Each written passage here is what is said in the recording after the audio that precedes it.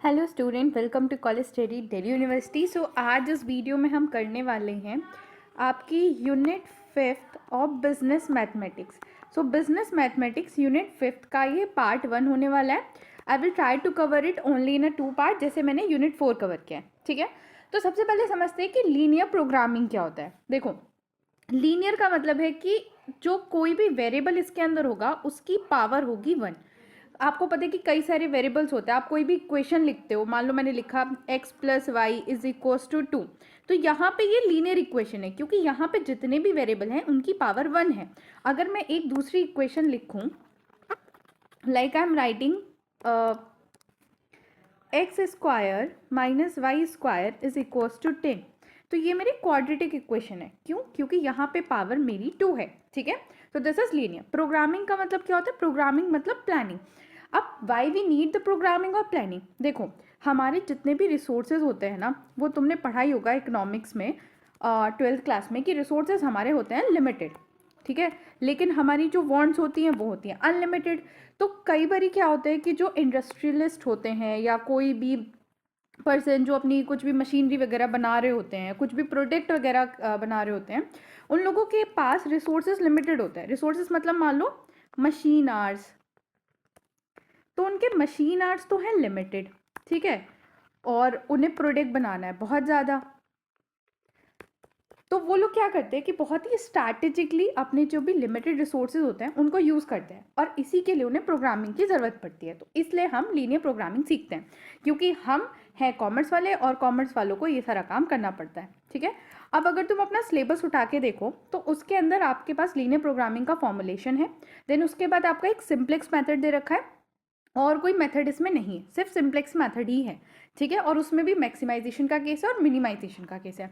ठीक है, तो सबसे पहले हम देखते हैं कि किस तरीके से हम लीनियर प्रोग्रामिंग बनाते हैं।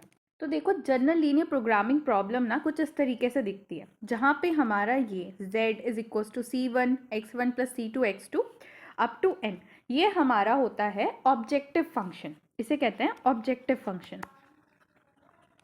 ऑब्जेक्टिव फंक्शन मतलब हमें इस वाले फंक्शन को अपना ऑब्जेक्टिव पूरा करने के लिए यूज़ करना होता है। मान लो मुझे करना है मैक्सिमाइज अपना प्रॉफिट, तो मैं इस वाले फंक्शन को मैक्सिमाइज करने की कोशिश करूंगी। अगर मुझे मिनिमाइज करना है तो मैं इसको मिनिमाइज करने की कोशिश करूंगी।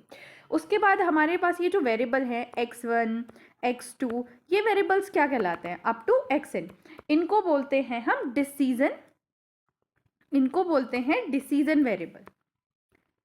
इनको कहा जाता है डिसीजन वेरिएबल या फिर स्ट्रक्चर्ड वेरिएबल। ठीक है, इसके बाद आती है हमारी दिस, इन्हें कहा जाता है इनइक्वालिटीज। इनइक्वालिटीज मतलब देखो दो चीज होती हैं। देखो यहाँ पे मैंने दो चीज लिखी हैं। अब इसमें से जो x - 1 = 10 है वो हमारी इक्वलिटी है। क्यों? क्योंकि यहाँ पे इक्वल का साइन आ रहा है। बट जब मैंने x - y > 10, ये हमारी इनइक्वालिटी है, क्योंकि यहाँ पे इनइक्वालिटी का साइन आ रहा है। इनइक्वालिटी का साइन कुछ भी हो सकता है, दैट इज <= मोर <= या फिर <> ये सारे हमारे इनइक्वालिटी के साइन होते हैं। ठीक है, देन हमारे पास ये जो है ना, इसे कहते हैं नॉन नेगेटिव रिस्ट्रिक्शन।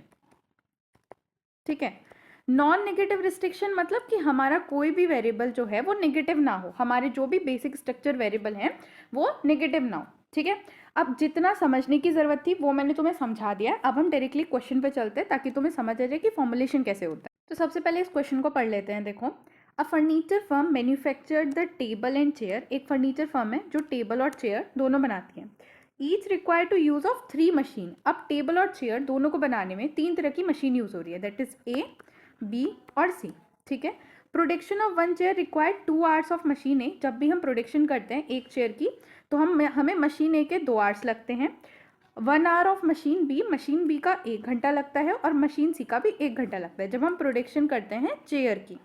ठीक है, वैसे ही जब हम टेबल की प्रोडक्शन करते हैं तो हमें मशीन ए का 1 घंटा लगता है, मशीन ए का 1 घंटा लगता है, मशीन बी का भी 1 घंटा लगता है, और मशीन सी के हमें 3 घंटे लगते हैं जब हम टेबल की प्रोडक्शन करते हैं। अब तक हमें क्वेश्चन में ये कहा गया है, profit realised by selling 1 chair. जो अगर हम एक चेयर बेचते हैं तो हमारे पास प्रॉफिट आता है 30 रुपीज़ का, और अगर टेबल बेचते हैं तो प्रॉफिट आता है 60 रुपीज़ का। टोटल टाइम जो हमारे पास अवेलेबल है मशीन ए के लिए वो है 70 आवर्स, मशीन बी के लिए 40 आवर्स, ठीक है, और मशीन सी के लिए हमारे पास 90 आवर्स अवेलेबल है। मतलब ये हो गया हमारा कॉन्स्ट्रेंट कि हमारे पास लिमिटेड रिसोर्सेज क्या है, मशीन आवर्स, ठीक है। अब हमें क्या बताना है कि how many chair and table should be made per week so that maximise the profit. अब हमें पता है कि हम एक टेबल को बेच के कितने रुपए कमा रहे हैं, 60 रुपीज़, और एक चेयर को बेच के हम कितने रुपीज़ कमा रहे हैं, 30 रुपीज़। तो अब हमें बताना है कि कितनी टेबल कितनी चेयर हमें बेचनी है ताकि हमारे पास जो है वो प्रॉफिट मैक्सिमाइज हो। अब हमें ना इसे पूरा सॉल्व नहीं करना, हमें सिर्फ यहाँ पे मैथमेटिकल फॉर्मुलेशन करना है। तो मतलब आपका जो पहला सिलेबस में टॉपिक दे रखा है ना फॉर्मुलेशन, ये वो वाला पार्ट है। तो चलो अब इसे आगे को सॉल्व करते हैं ढंग से। तो देखो अगर हम अपने क्वेश्चन को प्रॉपर एक टेबल फॉर्म में लिखें तो हमारे पास 3 मशीनरी दी हुई हैं, दैट इज ए, बी और सी, 3 मशीन है, ठीक है। उसके बाद हमें क्या दिया है कि मशीन ए को बनाने में चेयर के कितने आवर्स लगते हैं, 2, बी मशीन बी के कितने लगते हैं, 1 और 1, ठीक है। टेबल बनाने में कितने लगते हैं, 1, 1 और 3। टोटल अवेलेबल टाइम हमें कितना दिया है, 70, मशीन ए का 40, मशीन बी का और 90। और हमें क्या करना है कि हम अपने प्रॉफिट को मैक्सिमाइज करना है, ठीक है, प्रॉफिट मैक्सिमाइज। तो अब हम क्या करेंगे, अब हम प्रॉपर इनइक्वालिटीज बनाएंगे। कैसे, देखते हैं, चलो कैसे। अब हम अज्यूम करते हैं कि x जो है वो नंबर ऑफ आवर्स, जो नंबर ऑफ चेयर हम प्रोड्यूस करने वाले हैं वीक में, दैट इज x क्या, और y जो है वो नंबर ऑफ टेबल्स हैं जो हम प्रोड्यूस करने वाले हैं, ठीक है। देन उसके बाद हमें पता है कि सबसे पहले आता है हमारा नॉन नेगेटिव कांस्टेंट। सबसे पहले नॉन नेगेटिव कांस्टेंट, तो नॉन नेगेटिव कांस्टेंट क्या है कि जो नंबर ऑफ चेयर हैं वो ग्रेटर देन या इक्वल टू 0 होंगी, और वैसी जो नंबर ऑफ टेबल है वो भी ग्रेटर देन इक्वल टू 0 होंगे। नॉर्मल बात है कि तुम्हारी जो चेयर है वो नेगेटिव नहीं हो सकती, 0 हो सकती है, तो इसलिए इक्वल्स टू का साइन हमने लगाया। उसके बाद हमें क्या करना है कि हमें दूसरे कॉन्स्ट्रेंट देखने हैं। दूसरे कॉन्स्ट्रेंट क्या है कि हमारे पास जो मशीन ए है उसके सिर्फ 70 आवर्स अवेलेबल है। तो हम इसे कैसे लिखेंगे, हम इसे लिखेंगे that is 2x plus y is greater than, is less than और इक्वल टू 70। मतलब ये 2 आवर्स हमें चाहिए चेयर के लिए, 1 आवर चाहिए हमें टेबल के लिए। तो हमने इसे लिखा 2x मतलब 2 into number of chair we produce plus number of tables we produce is less than और इक्वल टू 70 आवर्स, ठीक है। अगर मैं देखूँ कि तुम्हें चेयर प्रोड्यूस करने में कितने घंटे लग रहे हैं, चेयर प्रोड्यूस करने में कितने घंटे लग रहे हैं, तो एक चेयर प्रोड्यूस करने में 2 घंटे लगते हैं मशीन आके। मैं अगर x चेयर प्रोड्यूस कर रही हूँ तो कितने लगेंगे, 2x, ठीक है, समझ आ रहा है ना। तो हमारा दूसरा कॉन्स्ट्रेंट ये हो गया। अब हमारा तीसरे कॉन्स्ट्रेंट की बारी है। तो हमारा तीसरा कॉन्स्ट्रेंट होगा x plus y is less than and equal to 40, and last हमारा होगा x plus 3y is less than equal to 90। वही जिस तरीके से हमारी टेबल चेयर के पास लिमिटेड रिसोर्सेज थे उस हिसाब से हमने ये चीज़ बना दी, ये वाली देन ये वाली देन ये वाली, ठीक है। अब हमें ना सबसे इंपॉर्टेंट चीज़ बनानी है, क्या, हमारा ऑब्जेक्टिव फंक्शन। हमारा ऑब्जेक्टिव क्या था कि हमें अपने प्रॉफिट को मैक्सिमाइज करना है, यही हमारा ऑब्जेक्टिव था। तो हमारा z, हमारा ऑब्जेक्टिव z क्या था, मैक्सिमाइजेशन। तो हम इसे यहाँ पे लिखेंगे सबसे पहले मैक्सिमाइजेशन, मैक्सिमाइज, और हमारा ऑब्जेक्टिव क्या बनेगा, z। z को हम हमेशा जो हमारा ऑब्जेक्टिव होता है उसे हम z से डिनोट करते हैं। तो z इज इक्वल्स टू, हमें क्या करना है, प्रॉफिट मैक्सिमाइज करना है। तो 30 रुपीज़ का हमें प्रॉफिट मिलता है, 30 रुपीज़ का रेवेन्यू हमारा जनरेट होता है, प्रॉफिट जनरेट होता है जब हम नंबर ऑफ क्या प्रोड्यूस करते हैं, चेयर। तो मान हमारा प्रॉफिट कितना हुआ, मेरा एक चेयर पे मुझे 30 रुपये मिल रहा है, तो मैंने कितनी चेयर बनाई, x चेयर, तो मेरा कितना अमाउंट आएगा, 30x। इसी तरीके से 60y आ जाएगा, ठीक है। तो ये मेरा हो गया फंक्शन। अब अगर मैं इसे ढंग से लिखूं तो मेरी पूरी जो प्रॉब्लम फॉर्मुलेट होगी वो ऐसे होगी। सबसे पहले मेरा objective function z is equal to 30x plus 60y, then मेरे सब्जेक्ट टू कॉन्स्ट्रेंट कि इस फंक्शन पे क्या क्या कॉन्स्ट्रेंट लगने वाला है। तो ये सारे मेरे कॉन्स्ट्रेंट आ गए। जब आप इतना काम कर दोगे ना एग्जाम में, आपके क्वेश्चन में, तो आपको फुल मार्क्स मिल जाएंगे, ठीक है। देखो अब हमारा नेक्स्ट टॉपिक आता है सिंप्लेक्स मेथड, ठीक है, तो तुम्हें एक ही मेथड इसमें अच्छे से प्रिपेयर करना है, दैट इज सिंप्लेक्स मेथड, जो तुम्हारे सिलेबस में दे रखा है। अब सिंप्लेक्स मेथड को अगर मैं तुम्हें पूरा थ्योरी समझाऊं तो तुम्हें बहुत ही बोरियत आ जाएगी, समझ भी कुछ नहीं आएगा। तो सबसे पहले हम इसका सॉल्यूशन करना देखते हैं क्वेश्चन की हेल्प से, उसके बाद जो वेरिएबल्स आएंगे उनके मैं मीनिंग और पूरी थ्योरी तुम्हें अच्छे से समझा दूंगी कि अगर थ्योरेटिकल क्वेश्चन आता है तो तुम उसे मैनेज कर सको। ठीक है, देखो सिंप्लेक्स मेथड तुम्हें एक बारी में प्रॉपर समझ नहीं आएगा, वीडियो को रिवाइंड करके फिर से देखना और बड़े आराम से समझना। ठीक है, जल्दीबाजी मत करना, कुछ भी मिस मत करना, मैं पहली बता रही हूँ शुरू करने से पहले। तो सबसे पहले हम ये क्वेश्चन पढ़ लेते हैं। Firm make 2 type of furniture, chair and table. Profit जो आ रहा है वो 20 पर चेयर है एंड 30 पर टेबल है।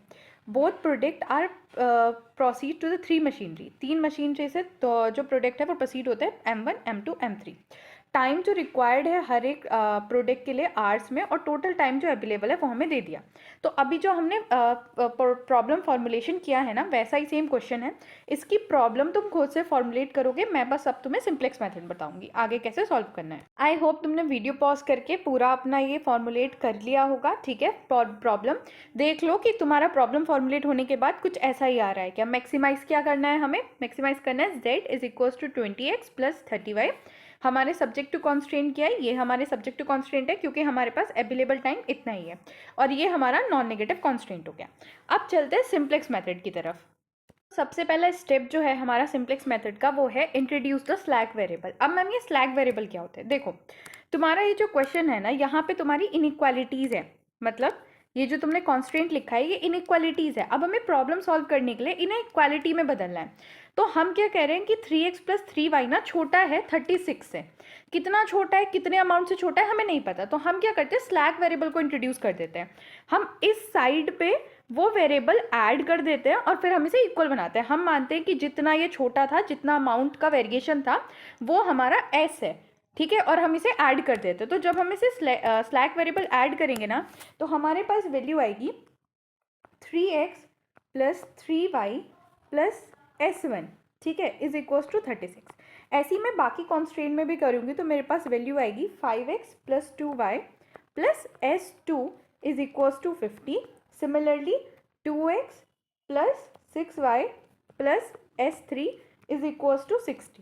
देखो एक बात का ध्यान रखना, ये वाला जो कॉन्स्टेंट है ना वो हमारा नॉन नेगेटिव कॉन्स्टेंट है, इसमें हम स्लैक वेरिएबल इंट्रोड्यूस नहीं करते। इसका काम बस इतना ही है कि हमारी जो वैल्यू है वो नेगेटिव ना आए, जैसे कि टेबल एंड चेयर, हमारे number of table and chair negative नहीं हो सकते। तो बस इस चीज़ का इसका ध्यान रखना है। ठीक है, अब देखो क्योंकि हमने यहाँ पे स्लैक वेरिएबल इंट्रोड्यूस करे तो हमारा ऑब्जेक्टिव फंक्शन भी चेंज होगा, लेकिन हमारा ऑब्जेक्टिव तो यही रहना चाहिए ना। तो हम क्या करेंगे, हम इस ऑब्जेक्टिव फंक्शन को कैसे चेंज करेंगे, हम लिखेंगे z is equals to 20x plus 30y plus 0 into S1 plus 0 into S2 plus 0 into S3। अब तुम देख रहे हो कि मेरा इस वाले फंक्शन में और इस वाले फंक्शन में कुछ फ़र्क नहीं है। अगर मैं इसे प्रॉपर कैलकुलेट करूँ तो आंसर तो दोनों से सेम ही आना है, लेकिन फिर भी मैंने यहाँ पे स्लैक वेरिएबल इसमें लिख दिए। ये मेरा स्टेप 1 था। अब चलते हैं स्टेप 2 पे। तो हमारा नेक्स्ट स्टेप है finding initial basic feasible solution. अब इनिशियल बेसिक फिजिबल सॉल्यूशन को फाइंड करने के लिए हमें क्या करना होता है कि हमारे ये जो x और y दो वेरिएबल हैं, इनको हम 0 रख देते हैं सारी इक्वेशन में। अब अगर मैं इस इक्वेशन में इनको 0 रख दूंगी तो हमारे पास क्या बचेगा, s1 इज इक्वल टू 36। इस इक्वेशन में अगर मैं इनको 0 रखूंगी तो क्या बचेगा, s2 is equal to 50 and similarly s3 is equal to 60। ये हमारा s1 is equal to 36, s2 is equal to 50 and s3 is equal to 60। ये हमारे बेसिक फिजिबल सॉल्यूशन है। तो हमारा नेक्स्ट स्टेप में क्या होगा, h1 is equals to 36, s2 is equals to 50 and s3 is equals to 60। ठीक है, ये स्टेप हो गया। अब हमारा स्टेप आता है टेबल फॉर्मुलेट करने का। तो अब देखते हैं कि टेबल कैसे बनेगी। तो देखो ऐसी दिखती है हमारी सिंप्लेक्स टेबल। सबसे पहले आता है cj, then basic variable solution, और यहाँ पे हम वैल्यूज़ लिखते हैं। जैसे x के कोफिशिएंट की वैल्यू क्या थी, 20। जब हम ऑब्जेक्टिव फंक्शन बना रहे थे तो उसमें x का जो वैल्यू थी ऐसे था ना, z is equals to 20x plus 30y। तो यहाँ पे ये 20 हमने लिखा है, और y का जो कोफिशिएंट था 30 वो हमने यहाँ पे लिख दिया, और s1, s2, s3 के जो कोफिशिएंट थे 0, 0, 0 वो लिख दिए। अब सबसे पहले हमारा स्टेप क्या होना है वो देखो। तो सबसे पहले तुम्हारा स्टेप होना है बेसिक वेरिएबल लेना। तो अभी जो हमने यहाँ पे अपना सॉल्यूशन निकाला था बेसिक फिजिबल सॉल्यूशन, उसमें हमने S1 S2 S3 लिए थे। तो हमारी पहली टेबल में जो हमारे बेसिक वेरिएबल होंगे वो होंगे S1 S2 और S3। अब CJ में क्या आता है, देखो CJ में आता है ये जो S1 S2 S3 है हमारे बेसिक वेरिएबल, इनके जो कोफिशिएंट होते हैं, ठीक है। तो इनके कोफिशिएंट क्या आते हैं 0 0 0, तो हमारे CJ में आ जाएगा 0 0 0। देन हमारा कॉलम है सॉल्यूशन का। सॉल्यूशन में क्या आता है, अभी जब हमने यहाँ पे इक्वल्स टू में लिखा था तो ये जो हमारा निकाला था हमने सॉल्यूशन ही तो निकाला था ना। तो S1 is equals to 36 50 and 60, ये हमारा है सॉल्यूशन, ठीक है। तो इसे अब हम यहाँ लिख देंगे। S1 के सामने हमारा जो सॉल्यूशन था 36, देन 50 एंड 60।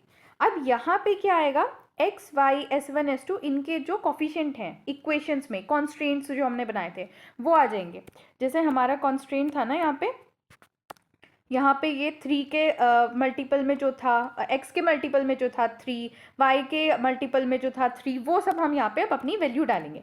तो देखो फिर अगर हम वैल्यू डालेंगे तो क्या आ जाएगा 3 3 1 0 0, ठीक है। और यहाँ पे 5 2 0 1 0, देन 2 6 0 0 1। देखो तुमने ध्यान दिया होगा जो भी मैंने वेरिएबल यहाँ पे लिया है उसके सामने मैंने 1 लिखा है। क्यों, क्योंकि अगर मैं वैल्यू यहाँ 0 ही कर दूंगी तो फिर तुम कैलकुलेशन हो ही नहीं पाएगी ना, सॉल्यूशन नहीं होगा। तो इसलिए जो भी हम यहाँ पे बेसिक वेरिएबल लेते हैं उनके सामने हम 1 से ऊपर की ही वैल्यू रखते हैं, ये ध्यान रखना है, ठीक है। अब हमारा नेक्स्ट स्टेप क्या है, नेक्स्ट स्टेप है कि हमें निकालना है ZJ। ZJ क्या कैसे निकलता है, तो ZJ इक्वल होता है, मैं कलर चेंज कर लेती हूँ ताकि तुम्हें अच्छे से दिख जाए। So ZJ is equal to solution multiply CJ, solution multiply CJ plus फिर से solution multiply CJ plus solution multiply CJ, इन दोनों की मल्टीप्लाई करके इन सबको जो प्लस करके आता है that is are ZJ।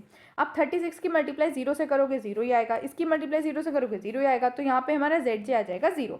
Similarly अब हमें क्या करना है, यहाँ पे भी ZJ की बाकी वैल्यू निकालनी है। तो हमें इसकी मल्टीप्लाई फिर से CJ से करनी है, 5 की मल्टीप्लाई भी हमें यहाँ पे CJ से करनी है। थोड़ा हौच-पौच हो गया ताकि समझ आ जाए, मैं इसे वापस करती हूँ, ठीक है।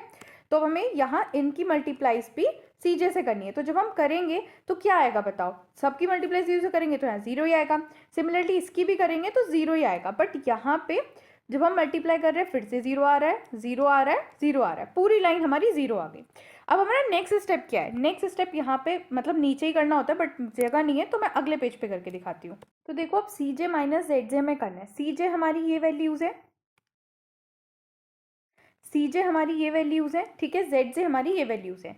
तो यहाँ पे क्या आएगा 20 माइनस 0 0 दैट इज 20। सिमिलरली अगर मैं यहाँ पे लिखूँ,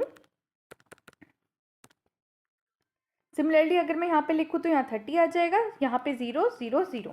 अब देखो जब हमारे पास CJ माइनस ZJ 0 या नेगेटिव होता है ना ये सारी वैल्यूज में, तो हमारे पास जो सॉल्यूशन होता है उसे हम कहते हैं कि ऑप्टिमल सॉल्यूशन है। बट अभी हमारे पास CJ माइनस ZJ नेगेटिव नहीं है, सारी वैल्यूज, ये भी पॉजिटिव है ये भी पॉजिटिव है। तो अब क्या होगा कि हम ये देखेंगे कि कौन से वेरिएबल को हम हटाएं और कौन से वेरिएबल को हम इंट्रोड्यूस करें। यहाँ जो मैंने S1 S2 S3 थे ना, तो इनमें से आप देखेंगे कि कौन से वेरिएबल को हटाना है और कौन से को इंट्रोड्यूस करना है ताकि हमारे पास ऑप्टिमल सॉल्यूशन आ जाए।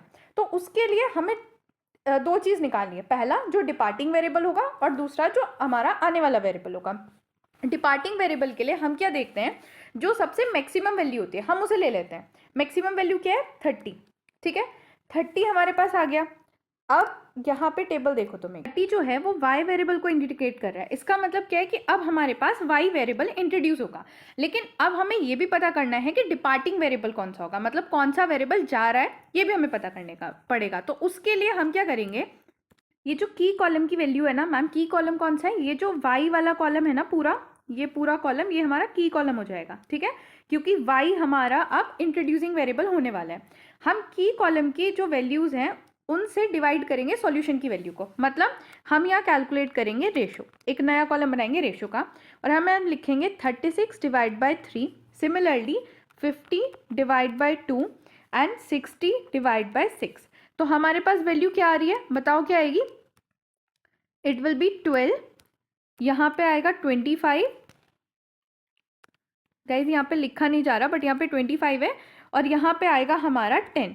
तो अब ये जो वैल्यूज़ हमारी आई हैं, मैं अगले पेज पे तुम्हें लिख के दिखाती हूँ। ये जो वैल्यूज़ हमारे पास आई हैं 12, 25 और 10, इनमें से जो सबसे छोटी वैल्यू होगी वो क्या है 10, उसके करस्पॉन्डिंग जो बेसिक वेरिएबल होगा ना वो हमारा डिपार्टिंग वेरिएबल होगा। अब देखो 10 के करस्पॉन्डिंग कौन सा वेरिएबल है, तो 10 के करस्पॉन्डिंग अगर मैं देखूं तो S1 हमारा वेरिएबल है, तो मतलब S3 हमारा वेरिएबल है, तो मतलब S3 हमारा डिपार्टिंग है, S3 हमारा जाएगा और Y हमारा यहाँ पे इंट्रोड्यूस होगा। तो मतलब अब हमारी नेक्स्ट टेबल बनेगी।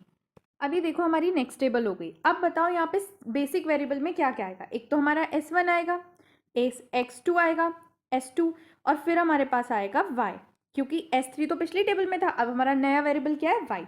अब Y के उसमें जो कॉफिशिएंट थे वो हमें लिखने हैं। तो क्या क्या कॉफिशिएंट है, S1 के 0, S2 का भी 0, लेकिन Y का क्या है 30, तो हम यहाँ पे लिखेंगे 30। ठीक है, अब सॉल्यूशन में हमें कैसे निकालना है वो देखो।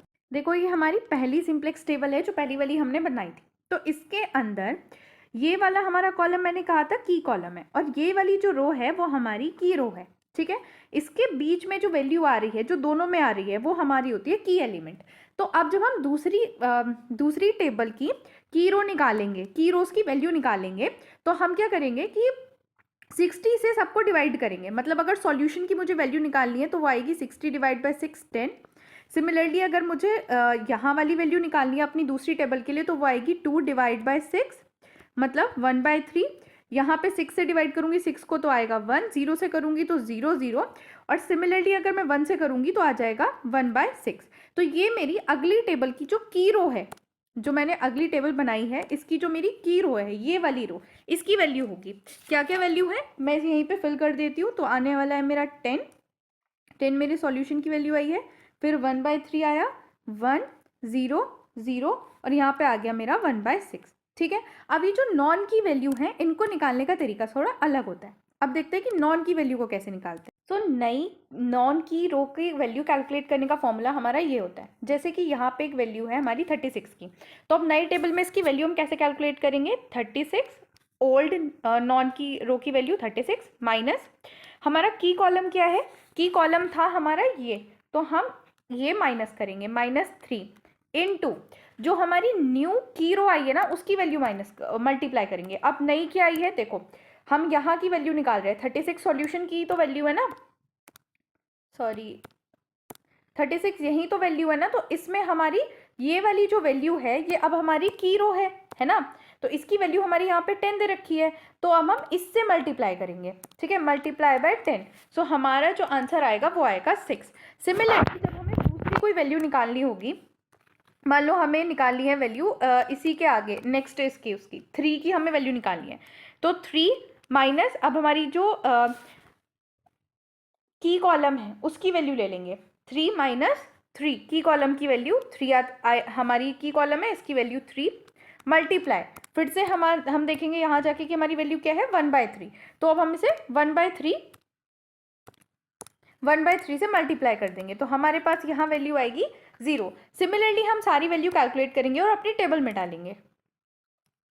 देखो जब हम सारी वैल्यू कैलकुलेट कर लेंगे ना तो हमारे पास कुछ ऐसी टेबल आएगी। अब एक चीज़ पे ना गौर करना, जब मैंने टेबल 1 बनाई थी तो मैंने जितने भी यहाँ बेसिक वेरिएबल थे उनकी वैल्यू में 1 1 1 लिखा हुआ था। अब देखो कि क्या अभी भी हमारा 1 1 आ रहा है, क्योंकि अगर वो नहीं आ रहा है तो इसका मतलब तुमने टेबल में गलती कर दी है। तो ये तुम्हारा तरीका है कि तुम चेक करते चलो, S1 के नीचे 1 आ रहा है, ठीक है, S2 के नीचे 1 आ रहा है, ठीक है, Y के नीचे 1 आ रहा है, हाँ ठीक है, तो इसका मतलब है कि तुम सही चल रहे हो।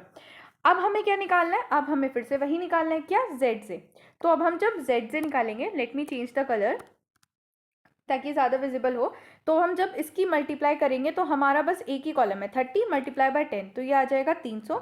सिमिलरली जब हम करेंगे तो बस यही है, इसकी मल्टीप्लाई करेंगे आ जाएगा 10, सिमिलरली यहाँ आ जाएगा 0 0 0 और -5। अब देखो अब हमें नेक्स्ट स्टेप क्या है कि हमें CJ माइनस ZJ निकालना है। CJ हमारा ये रहा, ZJ हमारा ये रहा। जब हम इसे माइनस करके लिखेंगे, तो जब हम यहाँ माइनस करके लिखेंगे तो हमारा आएगा 10 0 0 0 और यहाँ पे आ जाएगा हमारा -5। ठीक है, तो ये हो गया हमारा CJ माइनस ZJ। गाइस यहाँ पे ना 5 होगा, ठीक है। बट अब देखो कि क्या हमारा वो ऑप्टिमल सॉल्यूशन आ रहा है। ऑप्टिमल सॉल्यूशन में क्या है कि सारी वैल्यू नेगेटिव या फिर 0 होनी चाहिए, लेकिन यहाँ पे अभी भी 10 है, तो इसका मतलब क्या है कि इस बार ये वाली जो वैल्यू है वो हमारी इंट्रोड्यूसिंग वेरिएबल होगी। इंट्रोड्यूसिंग वेरिएबल क्या होगा हमारा, x। ठीक है। अब डिपार्टिंग वेरिएबल निकालने के लिए हम फिर से वही प्रोसेस करेंगे जो हमने पहला वाला प्रोसेस किया था। हम फिर से जो हमारा की कॉलम है ये x वाला, इससे डिवाइड करेंगे सॉल्यूशन वाले कॉलम को। तो हमारे पास वैल्यू आएगी 3, देन हमारे पास आएगा 90/13, देन हमारे पास वैल्यू आएगी 30। ठीक है। अब देखो इसमें से कि सबसे छोटी वैल्यू हमारी कौन सी है। तो सबसे छोटी वैल्यू हमारी कौन सी है, 3 ही है। तो इसका मतलब क्या है कि हमारा डिपार्टिंग वेरिएबल होगा s1, और s1 की जगह हमारा एक नया वेरिएबल इंट्रोड्यूस होगा, दैट इज x। और अब हम फिर से जो हमने काम अभी इस टेबल में करा है ना, सिमिलरली थर्ड टेबल में करेंगे और फिर हमारा सॉल्यूशन आएगा। तो देखो यहाँ पे मैंने तुम्हें टेबल डायरेक्टली शो कर दी है, जो हमारी थर्ड टेबल आएगी। एक बार तुम अपनी टेबल बनाओ और मैच करो क्या यही आ रहा है। देखो यहाँ पे हमारा Cj माइनस Zj सारे जीरो और नेगेटिव आ रहे हैं, तो इसका मतलब यही हमारा ऑप्टिमल सॉल्यूशन है। ऑप्टिमल सॉल्यूशन क्या है कि हमें x की 3 यूनिट बनानी है और y की हमें 9 यूनिट बनानी है, ताकि हम अपने फंक्शन को मैक्सिमाइज कर सके। कुछ चीज़ें और हैं समझाने की, वो समझते हैं। सबसे पहले आता है हमारा अपॉर्चुनिटी कॉस्ट। देखो तुमने इकोनॉमिक्स में पढ़ा होगा, अपॉर्चुनिटी कॉस्ट का मतलब है कि जब हम किसी एक चीज़ को लेते हैं तो कोई दूसरी चीज़ को हमें लूज़ करना पड़ता है, उसकी वजह से कुछ कॉस्ट होती है जो हम लूज़ करते हैं, उसे हम कहते हैं अपॉर्चुनिटी कॉस्ट। अब देखो यहाँ पे हमारी जो ये टेबल सेकंड है, यहाँ पे तुम देखो कि हमारे पास जो बेसिक वेरिएबल था वो s1 था, जिसकी जो वैल्यू थी वो यहाँ पे 2 थी। ठीक है। बट हम जब थर्ड टेबल में आए तो हमने s1 की जगह x लेके आए और उसकी वैल्यू 1 है। इसका मतलब क्या है कि x की 1 यूनिट लाने के लिए हमने s2 की 2 यूनिट को कॉम्प्रोमाइज़ किया, ठीक है, लूज़ किया।